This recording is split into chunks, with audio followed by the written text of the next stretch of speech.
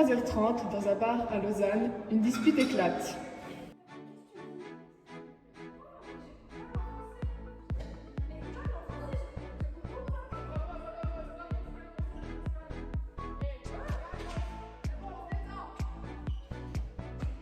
Selon le rapport médical, la personne a un important traumatisme crânien, des multiples contusions et une cécité bilatérale complète permanente. Le tribunal de police de Lausanne considère l'agent de sécurité en état de légitime défense. Le lésé a fait recours au tribunal cantonal qui a à nouveau jugé ça comme de la légitime défense. Celui-ci a encore une fois fait recours auprès du tribunal fédéral.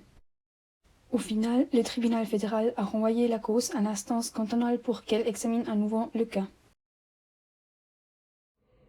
Le tribunal de police de Lausanne a considéré le cas comme de la légitime défense, sauf que le lésé a fait recours et a obtenu le gain de cause du tribunal fédéral qui, lui, considère que le prévenu a agi de manière disproportionnée. Alors, le tribunal fédéral a renvoyé l'affaire à l'instance cantonale afin qu'elle examine si l'agent était en situation de défense excusable selon l'article 16. Le tribunal fédéral précise que c'est bien l'état d'excitation ou de saisissement qui doit être excusable et non pas l'acte par lequel l'attaque est repoussée. De ce fait, la nature et les circonstances de l'attaque doivent apparaître telles qu'elles puissent rendre l'état excusable. Cependant, le simple fait d'avoir peur ne signifie pas forcément que l'on se trouve dans un tel état d'excitation ou de saisissement. En ce qui concerne la surprise, lorsqu'elle découle d'une attaque totalement inattendue, alors ça peut générer un état d'excitation ou de saisissement. La Cour cantonale va donc retenir l'effet de surprise, mais le tribunal fédéral, lui, va se pencher sur le motif de plainte du lésé qui s'appuie sur le fait que l'agent de sécurité remplit l'infraction de lésion corporelle grave intentionnellement.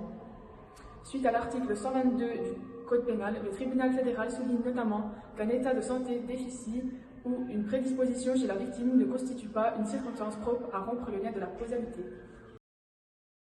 En Suisse, la légitime défense est régie par l'article 15 du Code pénal. Si quelqu'un, de manière contraire au droit, est attaqué ou menacé d'une attaque imminente, alors il a le droit de repousser l'attaque par des moyens proportionnés aux circonstances. La défense excusable s'explique par l'article 16. Si l'auteur, en repoussant une attaque, a excédé des limites de la légitime défense au sens de l'article 15, alors le juge atténue la peine.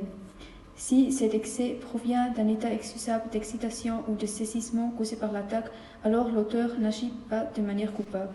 Les lésions corporelles graves sont expliquées dans l'article 122. Si l'auteur a intentionnellement blessé une personne de façon à mettre sa vie en danger, et s'il aura intentionnellement mutilé le corps d'une personne, un de ses membres ou un de ses organes importants, ce sont les organes vitaux, ou causé à une personne une incapacité de travail, une infirmité, donc une faiblesse, ou une maladie mentale permanente, ou aura défiguré une personne d'une façon grave et permanente, et s'il aura fait intentionnellement subir à une personne toute autre atteinte grave à l'intégrité corporelle ou à la santé physique ou mentale, alors il sera puni d'une peine privative de la liberté de 6 mois à 10 ans. De l'autre côté, le présumé agent serait oui en état de légitime défense, mais n'aurait pas réagi de manière proportionnée aux actes de l'autre. Celui-ci n'est donc pas défendable à l'aide de l'article 15. Ensuite, l'article 16, alinéa 1, nous dit que s'il y a excès des limites de légitime défense de l'article précédent, alors on atténue la peine. Selon l'article 16, alinéa 2, il doit être dans un état excusable d'excitation, de saisissement, pour que son acte soit excusable. Cependant, selon le tribunal fédéral, l'officier de sécurité ne pouvait pas se trouver dans un tel état, car il est précisément intervenu dans ce conflit pour séparer les deux individus. De plus, il a de l'expérience dans les arts martiaux et ne pouvait donc pas être dans un état de saisissement. Par conséquent, les exigences de cet article ne sont pas remplies. On précise bien aussi que la peur, toute simple, ne justifie pas un tel état d'excitation. Dans un second temps, le tribunal fédéral s'est penché sur le griffe du lésé selon lequel le comportement de l'agent aurait rempli l'infraction de lésion corporelle grave intentionnelle au sens de l'article 122 du Code pénal. Cet article parle donc en faveur de la partie lésée, car l'agent de sécurité commet l'infraction de lésion corporelle grave intentionnelle au sens de cet article. Dans ce cas, la partie lésée est clairement blessée de manière à mettre sa vie en danger, comme un important traumatisme crânien, de multiples contusions et une cécité bilatérale complète permanente. Le tribunal note encore que malgré la maladie de l'individu, cela ne constitue pas une circonstance propre à rompre le lien de causalité entre le coup de poing reçu et la cécité de l'homme. Le tribunal de police de l'arrondissement de Lausanne considère l'agent en état de légitime défense et l'acquitte ses chefs d'accusation.